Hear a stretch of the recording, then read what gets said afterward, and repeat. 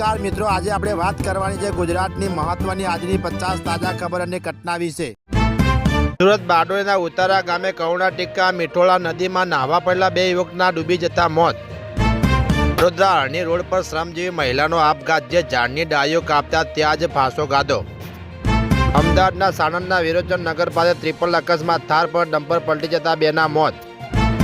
Iran Israel America યુદ્ધને પગલે હવે દૂધ સપ્લાય જોખમમાં। વસંતનો આરંભ અને દિવસ રાત સરખા, આગામી 20 માર્ચના દિવસે ખગોળની દ્રષ્ટિએ પણ મહત્વનો। વડોદરાના વિજયનગરમાં રહેતા શ્રમજીવી પરિવારની મહિલાએ ઝાડ પર લટકી જીવ ટૂંકાવ્યો। શિવાલિક બાદ નંદાદેવી જહાજ ગુજરાતના કિનારે પહોંચ્યું, સંકટ વચ્ચે હજારો મેટ્રિક ટન એલપીજીની આયાત। હવે ડિપ્લોમેસી નહીં, પાકિસ્તાને તેરી જ ભાષામાં જવાબ આપ્યો છે। 400ના મોત બાદ અફઘાનિસ્તાનની પ્રતિજ્ઞા।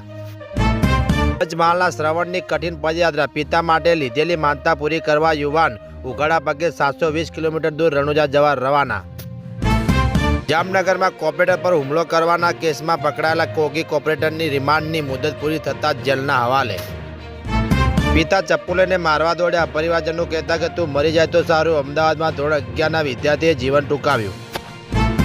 અહંકાર નડ્યો ટ્રમ્પની આ 5 ભૂલોને કારણે ઈરાન યુદ્ધમાં ખરાબ રીતે ફસાયું અમેરિકા।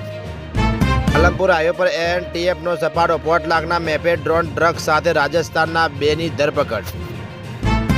મંગેતરની ગુટખા ખાવાની લતની માથાકૂટ બાદ શ્રમિક યુવાનનો ગળે ફાંસો દ્વારા આપઘાત। સુરત પાલિકાએ 166 કરોડના ખર્ચે ડુમસ સી ફેશનનું લોકાર્પણ કર્યું, પણ સાંજે 7 વાગે લાગે છે તાળા। અમૂર્જને બાયપાસ કરતો સાઉદીનો પ્લાન બી જાણો। ઈરાન યુદ્ધ વચ્ચે પણ દુનિયાભરમાં કેવી રીતે ઓઇલ પહોંચી રહ્યું છે। ગુજરાતમાં કમોસમી વરસાદની આફત, અપર એર કેલ્ક્યુલેશનના કારણે આગામી 3 દિવસ માવઠાની શક્યતા।